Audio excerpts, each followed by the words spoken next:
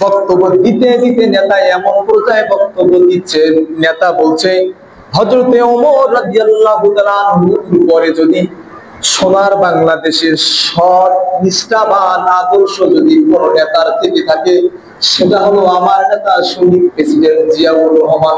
নাউজুবিল্লাহ। এবার আমার আপনাদের কাছে প্রশ্ন, কথা আমার ভালো করে বুঝবেন, তারপরে বলবেন কিন্তু কথা। মনে মনে যদি কোনো প্রকার ক্ষোভ থেকে থাকে, নামাজের পরে মসজিদে ইমাম সাহেবের জায়গা আছে, ফটো আছে, খুব সুন্দর মতো ইমাম সাহেব আসে, বসে ডিসকাস করে নেবেন। কিন্তু মনের ভিতরে যদি কোনো প্রকার চুলকানি থেকে থাকে, দয়া করে চুলকানি নিয়ে আলোচনা শোনার আপনার দরকার নাই। তিনি বলছেন আল্লাহর জামানার ভিতরেই হযরত ওমর রাদিয়াল্লাহু তাআলা আনহুর পরে যদি কোনো সৎ নিষ্ঠাবান আদর্শ নেতা থেকে থাকে, সেটা হচ্ছে আমার নেতা শহীদ প্রেসিডেন্ট জিয়াউর রহমান। এবার আপনাদের কাছে আমার প্রশ্ন, হযরত ওমর রাদিয়াল্লাহু তাআলা আনহুর পরে যিনি রাষ্ট্রপতি ছিলেন, তার নাম হলো হযরত আলী রাদিয়াল্লাহু তাআলা আনহু। তারপরে রাষ্ট্রপতি ছিলেন হযরতে ওসমান রাদিয়াল্লাহু তাআলা আনহু। চিন্তা করে দেখেন মুসলমান, আল্লাহ তাআলা যেই সাহাবীদেরকে দুনিয়াতে বেঁচে থাকা অবস্থায় জান্নাতের সার্টিফিকেট দিয়েছিলেন, সেই সাহাবীদেরকে মাইনাস করে বলছেন যে হযরত ওমর রাদিয়াল্লাহু তাআলা আনহুর পরে যদি সৎ নিষ্ঠাবান কেউ থেকে থাকে, তাইলে সরাসরি আমাদের ওসমান রাদিয়াল্লাহু তাআলা আনহুকে সে বললো সে সৎ নয়, হযরত আলী রাদিয়াল্লাহু তাআলা আনহুকে বলছে সে সৎ নয়।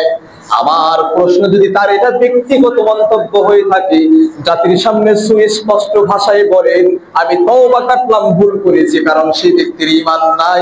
আর যদি আপনার দলীয় বক্তব্য হয়ে থাকে, আপনার পুরা দলকে খাস তওবা করতে বলেন, কারণ আপনার পুরা দলের ঈমান চলে গেছে। এত বড় বক্তব্য যে নেতা দিতে পারে, তার মাথার কমন সেন্স কোথায় গিয়ে দাঁড়িয়েছে? এমনিতে তো দুজন সাহাবীর পরে এমনিতে তাবেঈনদের যারা ছিলেন, তারা তো এই জামানার ভিতরে শাসন ব্যবস্থা করেছিলেন। স্পষ্ট ভাষায় জান্নাতি সাহাবীদেরকে আপনি বয়কট করে দিয়ে আপনার নেতার বক্তব্য চালিয়ে দিয়েছেন। এই সাহস কোথায় পেয়েছেন আপনি? এই সাহস কোথায় পেয়েছেন? তারই দলের নেতা আবার বলছেন, জবাব দিয়ে বলছে যদি গোটা দেশের ভিতরে তোমরা এমন ভাবে চলাচল করো যেন কোনোভাবে মৌলবাদীরা কোনোভাবে যেন উগ্র হতে না পারে, মৌলবাদীরা কোনোভাবে যেন চালবাজ হতে না পারে, মৌলবাদীরা কোনোভাবে যেন মাথা চারা দিয়ে উঠতে না পারে। মৌলবাদী মানে হলো গাছের মূল জায়গায় মৌলবাদীরা পৌঁছাইয়া বসে আছে, আর তুমি তো গাছের গোড়ায় নাই, তুমি তো মামু বাড়ি যে বসে আছো। চিন্তা করো না, আর মৌলবাদীর বিরুদ্ধে স্লোগান দিও না।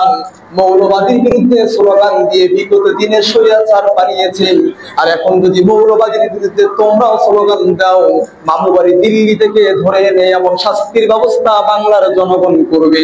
কারণ এই মৌলবাদীরা শুধুমাত্র একজনকার জন্য নয়, মৌলবাদীরা তোমার জন্মের পর থেকে নিয়ে মৃত্যুর আগ মুহূর্ত পর্যন্ত মৌলবাদীর সঙ্গে সম্পর্ক রাখতে বলছে আল্লাহ। আর তুমি তার বিরোধিতা করো না, চিন্তা করো না, এমন ভয়ানক শাস্তির ব্যবস্থা তোমার জনগণ করবে, যার সুবহে সাদিক করা তোমার দ্বারাই অসম্ভব হয়ে দাঁড়িয়েবে। কথা বলেন। সম্মানিত হাজির, কষ্ট হলো আপনাদের? কষ্ট হলো? এই জায়গা থেকে এটা আমার হলো ইমানি দায়িত্ব, জাতির সামনে ভুল মেসেজ প্রকাশ করবা, জাতিকে ভুল পথের দিকে নিয়ে যাবা, এই দিন নাই। কারণ যে আলিম আল্লাহর দেওয়া বিধিবিধান শিখেছে, যার ভিতরে আল্লাহর দেওয়া হক বিধিবিধান আছে, যে ব্যক্তি আল্লাহর দিকে ধাবিত করতে পারে, সে ব্যক্তি কখনো সত্যকে অসত্য বলতে পারে না, হকের আয়াতকে কখনো আল্লাহর জমিন থেকে লুকায় রাখতে পারে না। হক যেটা জাতির সামনে পেশ করবে, সেই হকের আওয়াজ জাতির সামনে দিবে, তার এটা ঈমানি দায়িত্ব। সে জায়গা থেকে প্রিয় মুআজ্জাজ হাজিরিন, এবার একটু গভীর মনোযোগী হন। আল্লাহ সুবহানাহু ওয়া তাআলা বলছেন তোমাদের সামনে এই জামানার ভিতরে এমন কিছু মানুষ তৈরি হয়ে যাবে যাদের এই কথাগুলো তোমার সামনে পেশ করা হলে তারা সত্যকে এমন ভাবে অপপ্রচার করবে, সত্যকে এমন ভাবে ঢাকা পেয়ে দিবে, সত্যকে এমন ভাবে আল্লাহর এই জমিন থেকে তারা বিলুপ্ত করার জন্য সর্বোচ্চ চেষ্টা করবে। কিন্তু শুধুমাত্র কিছু মানুষ তৈরি থাকবে যারা আমার দিন, আমার আল্লাহর কোরআন, আমার রাসূলের বাণীকে তারা এমন ভাবে সত্য বলে জাতির সামনে পেশ করবে। এই কিছু মানুষের সামনে আমার এই কোরআন সত্য বলার কারণে এটা কিয়ামতের আগ মুহূর্ত পর্যন্ত টিকে যাবে। আমার বিশ্বাস যদি সোনার বাংলাদেশের সব মুসলমান অন্ধ হয়ে যায়, কিছু মুসলমান এখন পর্যন্ত অন্ধ হয় নাই, হকের আওয়াজ দিলেই তারা বলবে যেটা সত্য সত্যকে সত্যই বলবে, আর মিথ্যাকে মিথ্যাই বলবে, এটা কোনো সন্দেহ নাই। কথা বলেন? সম্মানিত হাজিরিন, এবার একটু গভীর মনোযোগী হই।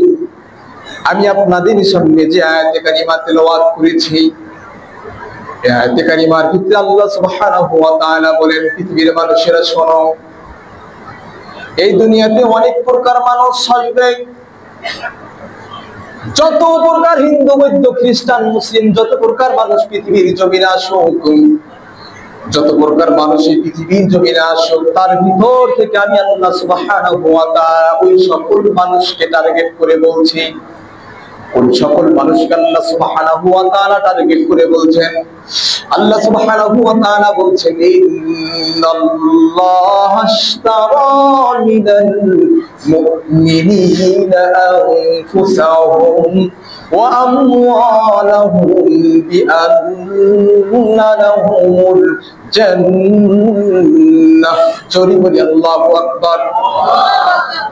আল্লাহ সুবহানাহু ওয়া তাআলা বলছেন, ইন্নাল্লাহা আশতারা মিনাল মুমিনিনা আনফুসাহুম, ও পৃথিবীর মুমিনেরা তোমরা শুনে রাখো, তোমাদের কাছ থেকে আমি আল্লাহ সুবহানাহু ওয়া তাআলা তোমাদের কাছ থেকে ইন্নাল্লাহা আশতারা মিনাল মুমিনিনা, তোমাদের জান এবং মালগুলো আমি আল্লাহ সুবহানাহু ওয়া তাআলা কিনে দিলাম, ক্রয় করে দিলাম। সুবহানাল্লাহ বলেন।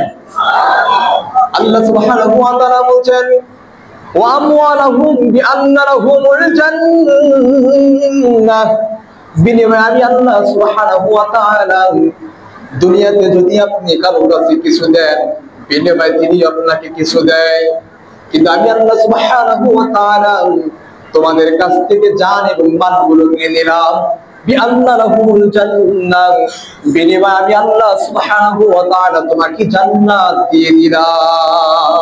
সুবহানাল্লাহ। মুমিনের জান এবং মাল কে কিনে নিছেন?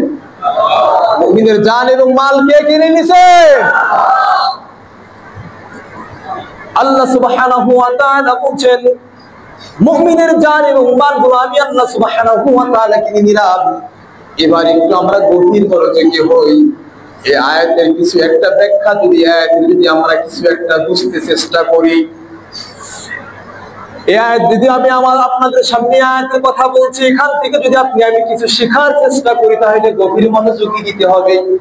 আর গভীর মনোযোগী দিতে গেলে আল্লাহ সুবহানাহু ওয়া তাআলার আয়াতের প্রেক্ষাপট অনুযায়ী কথা বলতে হবে।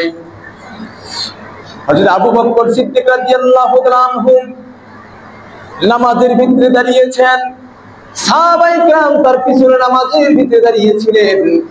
আবু বকর সিদ্দিক রাদিয়াল্লাহু তাআলা আনহু নামাজ পড়তে পড়তে হঠাৎ করে আবু বকর সিদ্দিক রাদিয়াল্লাহু তাআলা আনহু এই আয়াত কারিমা তেলাওয়াত করতে লাগলেন, আর চোখ দিয়ে বিড়ি করে পানি পড়তে লাগলেন। আবু বকর সিদ্দিক রাদিয়াল্লাহু তাআলা আনহু বারবার চোখ দিয়ে কান্না করছেন। সাহাবায়ে কেরাম নামাজ শেষ করার পর জিজ্ঞাসা করলেন যে, আবু বকর সিদ্দিক, আপনি কেন যেন নামাজের ভিতরে এক আয়াত কারিমা তেলাওয়াত করলেন, তেলাওয়াত করা অবস্থায় আপনি কেন যেন ওয়াজহরে কান্না করলেন? আবু বকর সিদ্দিক রাদিয়াল্লাহু তাআলা আনহু জবাব দিয়ে বলছেন যে, ভাই, আমি নামাজের ভিতরে এমন আয়াত কারিমা তেলাওয়াত করেছি যে আয়াত কারিমা আমাকে এতটা কন্দন করেছে, যে আয়াত কারিমা আমাকে এভাবে কাঁদিয়েছে। বলছে, কেমন সে আয়াত? কোন সে আয়াত যে আয়াত আপনাকে এত প্রকার হৃদয়ে বিদারক দিয়েছে, এত প্রকার আপনাকে কন্দন করেছে? যদি আবু বকর সিদ্দিক রাদিয়াল্লাহু তাআলা আনহু ডাক দিয়ে বলছেন, আল্লাহ তাআলা বলেন, ইন্নাল্লাহা আশতারা মিনাল মুমিনিনা আনফুসাহুম ওয়া আমওয়ালাহুম বিআন্না লাহুমুল জান্নাহ, ও সাহাবী ভাই, আল্লাহ বলেন আল্লাহ তাআলা আমাদের থেকে আমাদের জান-মালগুলো কেড়ে নিছেন, বিনিময়ে আল্লাহ সুবহানাহু ওয়া তাআলা আমাদেরকে তার নিয়ামতি হয়ে জান্নাতটা দান করেছেন। সাহাবী বললেন, এটা তো আপনার দিক থেকে খুশির আয়াত, এটা তো আপনার কাছে অত্যন্ত, আমাদের কাছেও খুশির আয়াত। এখানে তো আমি কান্নার কোনো কারণ দেখছি না, এখানে যে আপনি কান্না করবেন এখানে তো কান্নার কোনো কারণ আমি দেখছি না। সাহাবীর কথা অনুযায়ী জবাব দিয়ে হযরত আবু বকর সিদ্দিক রাদিয়াল্লাহু তাআলা আনহু বললেন, ও সাহাবী ভাই শোনো, এর কারণটা হলো এই কারণে আমিও আজকে রাত থেকে নিয়ে আমিও এই আয়াত নিয়ে ভাবতাম, আজকে রাত থেকে আমি এই আয়াত নিয়ে ভাবতাম আর মনে করতাম যে হ্যাঁ এটা তো খুশির আয়াত, এটা তো সুসংবাদের আয়াত, এই আয়াত নিয়ে তো আমার কোনো সন্দেহ ছিল না। কিন্তু আজ সকালবেলা আমার বাড়িতে একটা কাপড়ের দোকান ছিল, প্রতিদিনের মতো আমি প্রতিদিন কাপড়ের দোকানে যাইতাম। আজকে সকালবেলাও আমি কাপড়ের দোকানে যাইলাম। কাপড়ের দোকানে যাওয়ার পরে একজন মহিলা আসলেন। একজন মহিলা এসে আমার কাছে বললেন, আবু বকর, আজ থেকে কিছুদিন পূর্বে আপনার থেকে একটা কাপড় নিয়েছিলাম। ও আবু বকর, আজ থেকে কিছুদিন পূর্বে আপনার কাছ থেকে একটা কাপড় নিয়েছিলাম, আজ এই কাপড়টা আমি আপনাকে ফেরত দিতে এসেছি, এই যে আপনার কাপড়টা আপনি নিয়ে নেন। আমি জবাবে বললাম যে মহিলা শুনুন, আজ থেকে কিছুদিন পূর্বে যে আপনি আমার থেকে কাপড়টা নিয়েছিলেন, এই কাপড়টা তো আজ থেকে কিছুদিন পূর্বে নিয়েছিলেন, কয়েকদিন হয়ে গেল, এই কাপড়টা আপনি এখন কেন ফেরত দিচ্ছেন? মহিলা আমাকে জবাব দিয়ে বলছে, আবু বকর, এই কাপড় আপনার থেকে আমি নিয়েছি, এই কারণে আজ বাড়ির ভিতরে যখন যাই কয়েকদিন পরিধান করার পর আমি দেখতে পারি কাপড়টা আমার পছন্দ হয় না, কাপড়টা কোনোভাবে আমি আমার দিক থেকে পছন্দ করে নিতে পারছি না, কাপড়টা আমার পছন্দ হচ্ছে না, তোমার কাপড় তুমি নিয়ে নাও আর আমার টাকাটা আমাকে ফেরত দিয়ে দাও। এবার আবু বকর সিদ্দিক রাদিয়াল্লাহু আনহু বলছে, ও সাহাবী ভাই, এই আয়াত পড়ে আমিও এর আগ পর্যন্ত খুশি ছিলাম, কিন্তু আজকের পর থেকে বারবার চিন্তা করতে লাগলাম। আল্লাহ বলছে, ইন্নাল্লাহা আশতারা মিনাল মুমিনিনা আনফুসাহুম ওয়া আমওয়ালাহুম বিআন্না লাহুমুল জান্নাহ। আজ থেকে বারবার আমি টেনশন করলাম, আল্লাহ তাআলা তো বলছে মুমিনেরা তোমাদের কাছ থেকে আমি জান এবং মালগুলো কিনে নিলাম, আর বিনিময়ে আমি তোমাকে আমার নিয়ামতে জান্নাত দিয়ে দিলাম।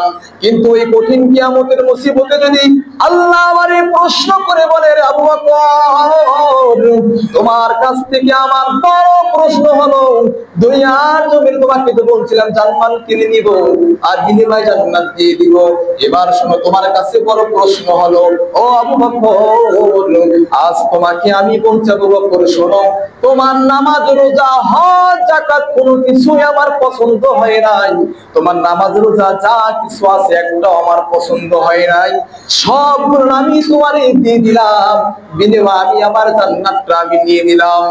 প্রশ্ন হলো এই জায়গা থেকে মুসলমান বিবেক দিয়ে জোরে আওয়াজ করে বলেন তো মানুষ যারা, আজ আমরা সবাই আসছি টুপি পাঞ্জাবি গায়ে দিয়ে নামাজের জন্য আসছি, শুধুমাত্র একটাই উদ্দেশ্য যে আমার আল্লাহকে খুশি করব, আর আল্লাহকে খুশি করলে বিনিময়ে আমাদের সবাইকে আল্লাহ জান্নাত দিবে, কথা ঠিক না ঠিক?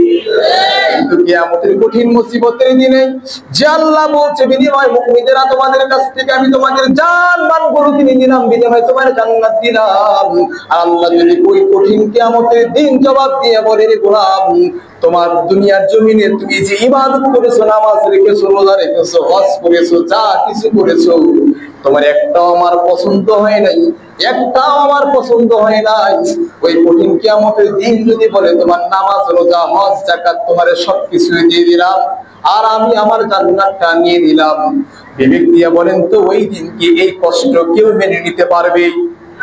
এত আস্তে বলছেন কেন? কেউ কি মেনে নিতে পারবে? কেউ মেনে নিতে পারবে না।